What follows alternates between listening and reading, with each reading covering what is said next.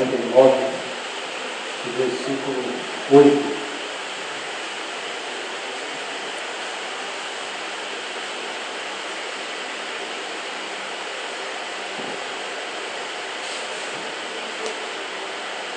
Bem, diz assim: Judá, a ti te louvarão os teus irmãos, a tua mão será sobre o pescoço de seus inimigos, e os filhos de teu pai a ti se inclinarão. Judá, é o leãozinho, da presa subiste, filho meu, encurva-se e deita-se como um leão, e como um leão velho, quem o despertará? Amém. Aleluia. Estamos essa noite diante desta palavra, uma palavra a qual já tive eu o privilégio de falar acerca desta palavra, acerca dos filhos de Jacó, acerca de um dos filhos de Jacó, que é comentado por nome de José.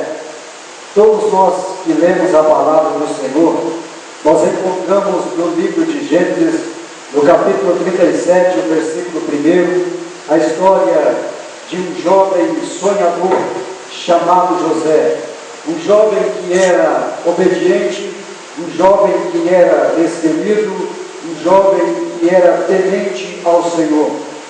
A Bíblia nos diz que Jacó, fora José, ele tinha também alguns outros filhos que estavam ali juntamente com eles. Filho da sua mulher chamada Leia, e também da sua mulher que ele havia casado. A palavra do Senhor nos fala, amados e queridos irmãos, que naquele momento, no Gênesis 37, Deus, ele dá um sonho ao jovem chamado José. E ao dar um sonho a esse jovem começa a se empolgar. E ao levantar pela manhã, esse jovem está todos assentados sobre a mesa para o café da manhã. E José, naquele momento, ele começa a contar os seus sonhos, dizendo: olha, meus irmãos, eu tive esta noite um sonho diferenciado, eu tive nesta noite um sonho diferente. Eu imagino os irmãos de José olhando para ele e se perguntando: José, qual é o sonho que você teve, José? E José dizendo: olha, eu sonhei que 11 feixes de lenha se inclinavam diante do meu por terra. Os irmãos de José começaram a ficar preocupados, os irmãos de José começaram a ficar estarrecidos com aquela notícia, porque por mais que José não havia entendido o seu sonho profético, mas os seus irmãos já os compreendeu, os seus irmãos já haviam entendido qual era o mistério do sonho de José. Para completar a situação, José pela segunda vez olha para o seu pai e para a sua mãe e diz: olha, meus irmãos, tive ainda esta noite um segundo sonho. E eles começaram a ouvir o jovem sonhador, que logo começou a dizer: José, qual é o segundo sonho que você teve? E José começou a dizer: eu sonhei que o sol, a lua e 11 estrelas também se inclinavam diante de mim por terra. Jacó ouviu, porém, aquele sonho de José e disse: José, por acaso estás tu querendo dizer que nós certamente iremos se dobrar diante de ti? Mas Jacó guardava aquela notícia, aquela palavra, aquele sonho de José na tábua do seu coração, porque esse entendesse que não era um sonho comum, que não era um sonho natural, mas sim que era um sonho de Deus, uma revelação de Deus descida ao coração deste jovem chamado José. Todos nós conhecemos a história desse jovem chamado José, que ele era obediente, que ele trazia na fama dos seus irmãos até o seu pai. Quando os seus irmãos saíam, aprontavam por aí, e a palavra do Senhor nos fala que José contava, compartilhava com seu pai tudo o que estava acontecendo e tudo que os seus irmãos estavam fazendo e praticando naquele lugar. Agora José, ao se levantar pela manhã, como sempre, ele sai para cuidar das ovelhas do seu pai. disse, os seus irmãos saíram primeiro e começaram agora a bolar um plano, começaram agora a bolar uma armadilha para que pudesse tirar a vida de José, por quanto a inveja, o ciúme se atrapou na vida dos irmãos de José, se adoeceram de ciúme, porque viram seu pai construir, fazer, arquitetar uma túnica de várias cores e entregar a José, dando porém a certeza que José era o seu filho amado. A palavra do Senhor nos fala que então eles começam a se conversar entre eles, Rubens, Simeão, Levi, todos eles começavam a se conversar e dizer assim: vamos pegar José, nosso irmão, vamos porém matar José. Mas um deles, chamado Rubem, orou e disse assim: não vamos fazer isso com o nosso irmão, porque o nosso pai certamente vai ficar triste. Não vamos tomar para nós, sujar as nossas mãos com o sangue de nosso irmão. O que é que vamos fazer? Vamos pegar José, jogar dentro dessa cisterna e certamente pegar um animal, matar o animal, melar a túnica de José no sangue de um animal e vamos voltar ao nosso pai e vamos dizer a ele que uma fera terrível e feroz devorou o nosso irmão chamado José. Com o passar dos dias, com o passar do tempo, quando eles se aproximam para o seu pai e conta a ele a notícia, o ocorrido, o seu pai chora amargamente e a palavra do Senhor nos fala que na verdade José havia sido vendido para uma terra longínqua daquele lugar. Amados e queridos irmãos, eu quero contar essa história, mas não quero me deter aqui no texto de José. Eu estou dizendo que José é um dos filhos mais conhecidos de Jacó por causa da sua obediência. Quem de nós que nunca fomos em um lugar, quem de nós que nunca ousamos pregar a história do Gênesis 37 acerca da história de José, acerca do sonho, acerca dos projetos, acerca das perseguições, acerca do cárcere, acerca da calúnia contra o filho de Jacó chamado José. Todos nós já falamos que José, ele foi lançado lá dentro da cadeia de José, esteve ali preso e Deus teve misericórdia de José e o exaltou soberanamente na terra do Egito. Mas eu quero nesta noite falar de uma outra pessoa que quase não é falada. Eu quero falar nesta noite de uma outra pessoa que quase não é comentada entre os pregadores. Eu quero falar de um nome chamado Judá. Judá também era um dos irmãos de José. Esse Judá, nós vemos que ele, assim como José, nunca operou nenhum milagre. Nós vemos que ele não curou cego, que ele não levantou nenhum paralítico, que ele não fez nenhum sinal. Mas a palavra do Senhor nos fala, amados e queridos irmãos, que esse homem chamado Judá, ele também se diferenciou no meio dos seus irmãos. Todos nós que olhamos as profecias no livro messiânico de Isaías, nós vamos ver apenas uma promessa. A promessa era que o Redentor certamente viria para restaurar, para resgatar, para trazer de volta aquilo que havia sido tomado, aquilo que havia sido roubado. Quando nós falamos de Judá, nós estamos falando do Messias.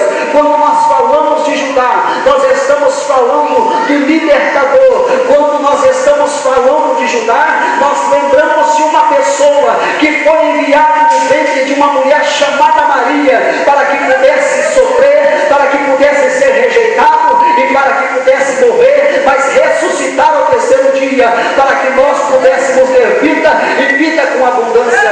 Quando falamos de Judá, nós estamos falando de Jesus, nós estamos falando do Emanuel, que traduzido quer dizer Deus conosco. Nós estamos falando do carpinteiro, filho de Maria com José. Nós estamos falando do enviado das nações. Nós estamos falando dos prometidos das nações, aquele que viria, que carregaria sobre os seus ombros o nosso pecado, a nossa culpa, aquele que tomaria o véu no lugar da água, que simbolizaria tomando para si todos os nossos pecados. Nós estamos falando nesta noite de Judá, como costume, amados e queridos irmãos, do povo de Israel. Quando porém alguém estava ficando velho,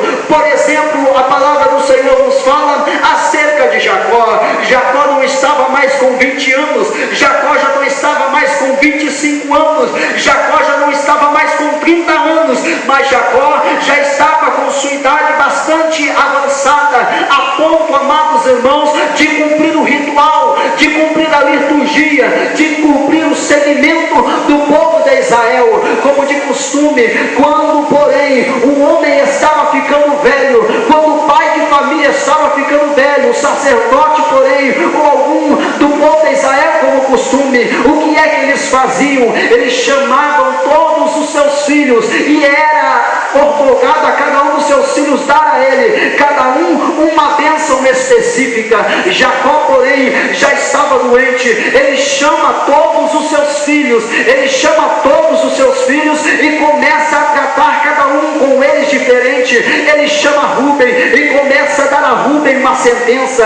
Ele chama a cada um Levi e começa a dar a ele uma sentença diferente. Ele chama cada um deles e começa a tratar de uma forma diferente. Um, porém, chamado Rúben, parecia que Jacó iria abençoá-lo, parecia que Jacó iria engrandecê-lo, parecia que Jacó iria exaltá-lo, porque a palavra nos começa dizendo que Jacó olha para Rúben e diz assim: Rúben, tu és o mais forte, mas tem uma coisa, tu não és o excelente, tu não vais ser exaltado, porquanto subiste ao meu leito e pecaste em meu leito. E a palavra do Senhor nos fala que foi chamando Jacó um a um aos seus filhos, e foi dando a ele a bênção, e foi dando a ele uma sentença.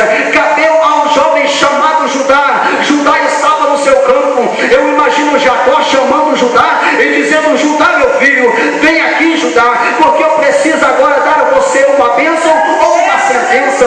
Quando Jacó chama Judá, Judá vai se aproximando, esperando abrir os ouvidos para aquilo que ouviria.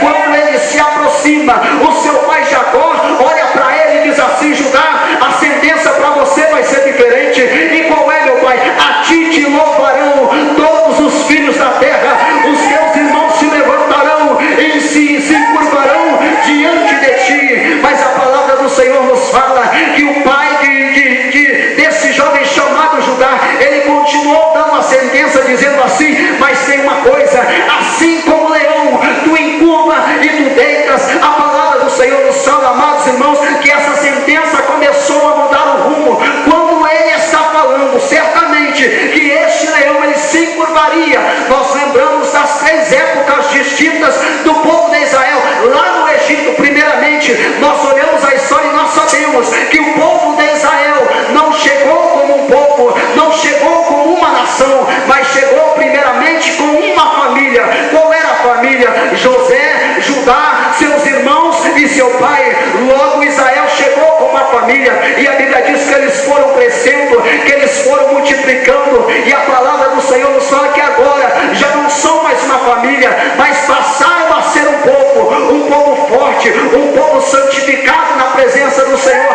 Aí chegou alguém que não conhecia José e disse assim: vamos, porém, atribular esse povo, porque vai parar o rendimento, vai parar o crescimento, porque senão vão tomar o Egito de nós. E a palavra do Senhor nos fala agora que agora não são família, que agora não são povo, mas logo se tornaram em uma nação. E quem é que pode vencer uma nação? Mas a palavra do Senhor nos fala que esse Jacó falava para Judá: mas tem uma coisa, Judá, o leão está se encurvando. Primeiramente chegou uma família, era um leãozinho. Nós vemos aqui 3 classes de leões. Segundo, já era um leão, mas ao terceiro era um leão velho. Eu quero te explicar essa palavra. Um leãozinho, certamente ele não tem os seus dentes fortes para deslacerar a sua presa. Ele começa agora a ser dominado facilmente, ele começa agora a ser judiado facilmente. Mas na segunda fase, quando ele está em crescimento, certamente ele já tem as suas presas, ele pode caçar sozinho, ele pode se cuidar sozinho, ele pode se alimentar sozinho.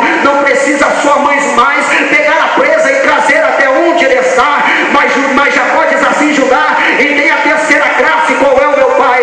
Oh, meu filho, certamente a terceira classe mas como um leão velho, quem o despertará? Aqui me entristece o meu coração, porque quando falo de leãozinho, lembro de um povo que não tinha ninguém para cuidar deles, lembro de um povo que era pequeno, lembro de um estar fortificando. Mas quando fala de leão velho, eu lembro de um povo que havia deixado a palavra do Senhor e não tinha quem pudesse despertar naquele momento. Oh, leão velho, estamos nesse tempo de leão velho, aonde o crente, amados e queridos irmãos, ele entra na igreja acreditando na palavra, ele entra acreditando na doutrina. Quando ele entra acreditando, no segundo ponto em que ele está sabendo, ele começa agora a tomar posse. Mas quando ele vai ficando velho na igreja, ele vai se desviando, ele vai saindo fora. E aí a palavra do Senhor nos fala: e agora quem o despertará esse leão velho?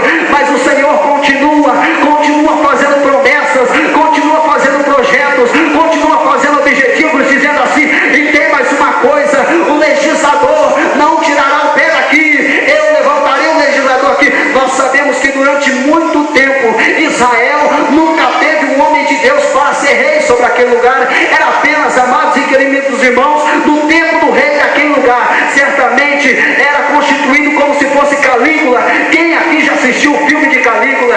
No filme de Calígula, amados e queridos irmãos, os homens pegavam as mulheres grávidas e com uma espada colocavam sobre a barriga, tirava as crianças para fora, costuravam gatos lá dentro. Calígula foi um homem terrível, foi um rei muito terrível, um rei endemoniado, a qual estava acabando com o seu povo, a qual estava acabando com a sua nação. Mas não acabou. Judá, Senhor, qual é a outra sentença? Diga uma coisa, Judá: o legislador não tirará o pé daí, e o cetro não se arredará das suas mãos. Deus está dizendo, Judá, no seu povo, na tua época, certamente o legislador não vai precisar trazer Herodes, o legislador não vai precisar trazer de fora. Eu vou levantar o legislador no meio do povo, e o cetro, tem uma coisa, não vai ficar com ímpio, o cetro vai ficar nas tuas mãos, e o cetro não se arredará de ti, Judá. E aí continua dizendo: até que um dia chegue sobre si Siló. Aqui, este Siló não era uma cidade a qual a palavra se refere, mas este Siló simbolizava Jesus, que traria para o povo de Judá, que agora não era mais um jovem filho de Jacó, mas era certamente uma tribo que estava simbolizando as 12 tribos de Israel. Todas as tribos. É por isso que a palavra diz assim: que o legislador não tirará o pé dali, e o cetro nunca sairá das suas mãos. Porque todas as outras tribos, no seu cetro havia o nome de cada um deles. Mas se você olhasse para a tribo de Zebulon, você iria ver que havia se apagado o nome. Se você olhasse para a tribo de Issacar, você iria ver que o nome já não estava mais ali. Se você olhasse para a tribo de outros que ali estavam, os outros 10 que ali estavam, não tinha mais o nome. Mas se você olhasse para a tribo de Judá, ali ainda estava o nome, porque sobre Judá havia uma promessa de Deus. Deus prometeu, Deus falou, e Deus estava velando pelo seu povo naquele lugar. Eu me lembro lá no livro de Ageu, quando Jacó diz a Judá, dizendo: como leão velho, quem o despertará? Eu lembro dos leões velhos que haviam saído da terra do Egito, da terra da escravidão, e Deus levanta o profeta Ageu para dizer o seguinte: vós estão colocando os seus dinheiros em sacos furados, estão deixando a casa do Senhor para construir as suas próprias casas. Eles haviam se esquecido do templo, do santuário, onde adorava, onde exaltava. Aí Ageu, cheio da inspiração de Deus, Deus toma ele e diz assim: mas tem uma coisa, se vocês voltarem, certamente a glória da segunda casa será maior do que a da primeira. Ageu tentou despertar o leão velho, que estava dormindo, que estava sonolento, que estava preso pelas amarras das coisas modernas que haviam se aproximado da igreja. Oh meu Deus, como leão velho, quem o Senhor despertará. Eu quero entrar aqui nesta noite e falar um pouco acerca disso. Muitos lugares que nós passamos, encontramos em igrejas do Senhor pessoas que foi leãozinho, passou da fase de leãozinho, foi para leão, mas agora está na fase do leão velho e ninguém pode despertar. Quando alguém vai falar com ele, ele olha e diz assim: certamente já faz tempo que eu estou aqui na igreja, já faz tempo que eu estou dentro do santuário. Ele não se desperta, ninguém chama a sua atenção. Mas eu profetizo que o leão velho vai despertar pelo poder da palavra do Senhor. A igreja vai voltar a ter vida, o leão vai voltar a adorar, a exaltar, a engrandecer ao nome do Senhor. Deus pode tirar o sono da indolência do leão. Labachura e Micandarai, e o cedro não se arredará de ti.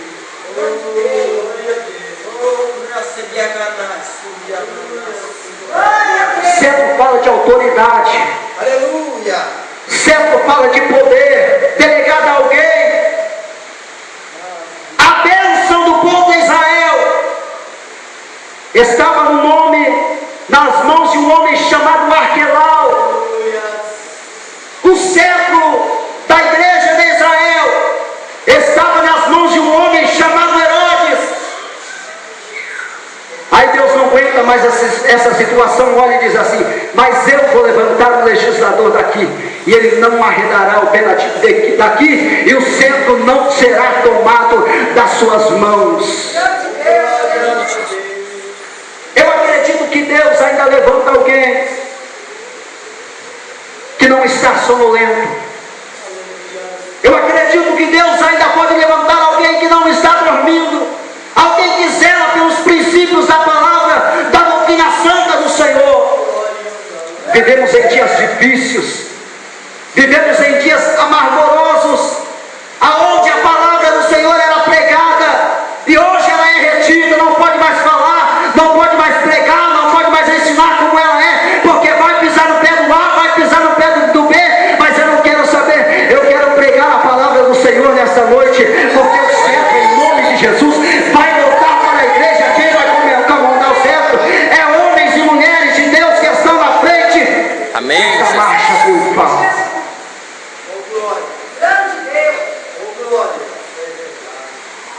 A Bíblia diz assim: e este virá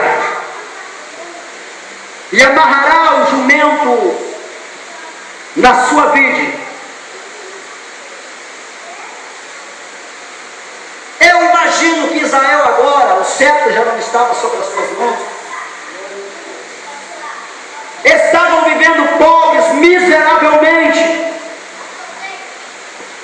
E aí Deus, usando Jacó para o seu filho Judá, para a sua tribo, uma tribo que teria uma supremacia política muito grande naquele tempo.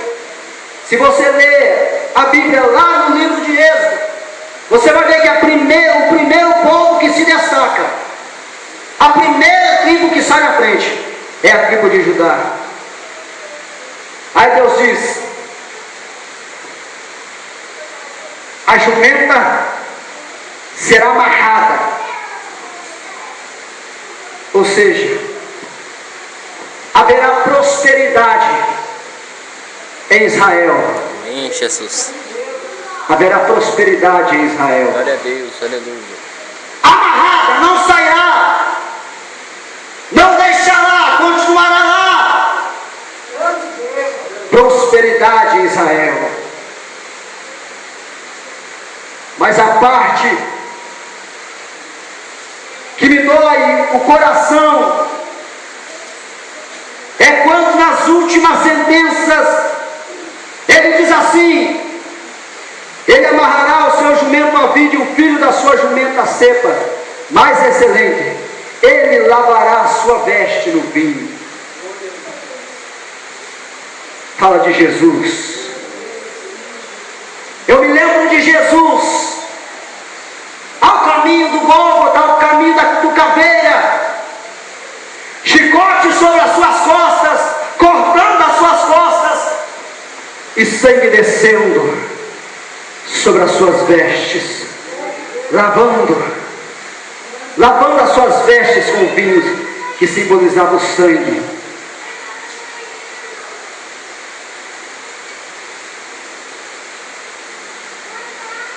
E a sua veste no vinho, e a sua capa em sangue de uvas. Jesus já sofrendo, amargurado. De repente alguém olha e diz assim: vamos fazer uma brincadeira com Jesus. Pega aí novas vestes, se ele é o rei dos judeus, vamos colocar essa roupa nele, Jesus sangrando. E vamos proclamar que ele é o rei dos judeus. Lavar as suas vestes, lavar a sua capa em sangue de uvas. Os olhos serão vermelhos. Jesus ensanguentado.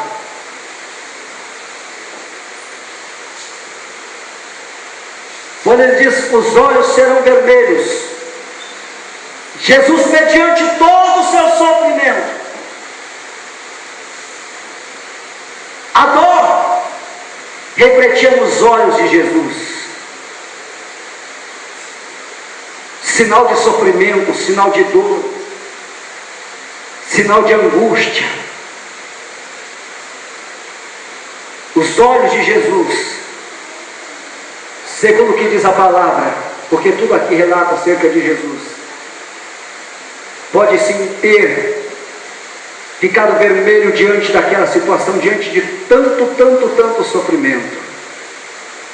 Jesus sofreu muito. Jesus foi humilhado, foi cuspido por mim e por você. E os dentes brancos de leite, satisfação de ter cumprido. Aleluia. Satisfação de ter cumprido. Depois de todo esse sofrimento, Jesus já pregado na cruz, os olhos avermelhados, as vestes coladas no corpo com sangue. Jesus, pregado no madeira, ele olha para cima e diz: Pai, perdoa, porque não sabem o que fazem. Pai,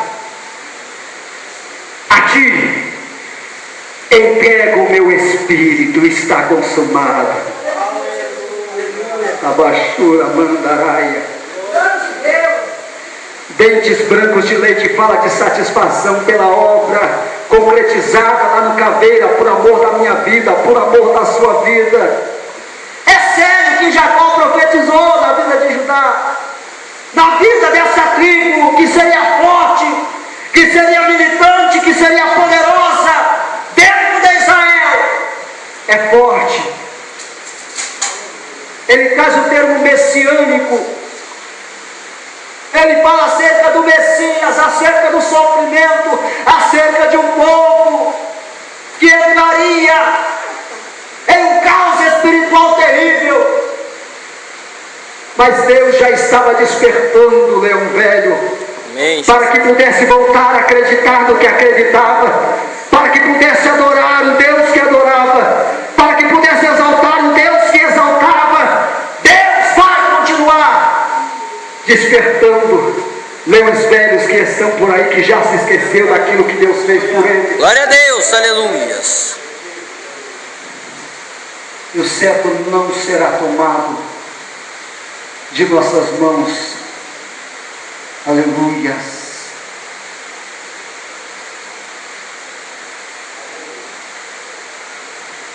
A ele se congregarão os povos, a ele, Jesus. Quando Jesus chega, muitas pessoas vinham interessadas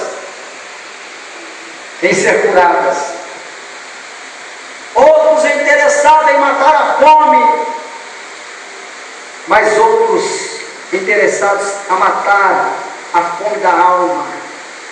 Eles começaram a se congregar a Jesus.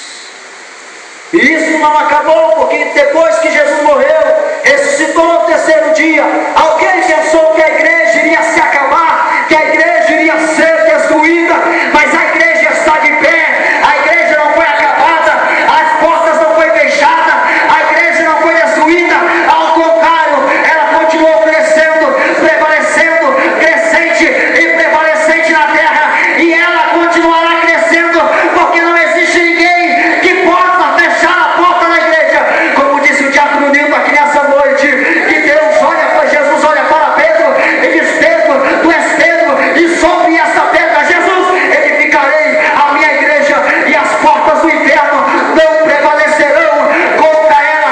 A igreja está de pé, Satanás já está caído, a igreja está de pé, Satanás já está arruinada, a igreja é vitorioso, Satanás é perdedor, porque Deus colocou a igreja para marchar e para vencer na face da terra. Aonde está a igreja vitoriosa aqui nessa Glória a noite? Deus, aleluia. A glória a Deus aqui nessa noite, exalte ao Senhor nesta noite. O cerco nunca mais será tomada das nossas mãos, a jumenta nunca mais será desamarrada do nosso lado, teremos prosperidade, estamos à frente, não seremos derrotados, porque a cruz foi pregado Jesus, na cruz foi pregado Jesus, mas ele ressuscitou para dar vida à igreja, e hoje a igreja tem vida, vida com abundância, vida com saúde, porque Jesus se levantou. Labachúria, Mandarábia, Séria, Nagassuri, Micandarábia, Suri, Milequer, Achuri, Miandarábia. Oh, aleluias, aleluias.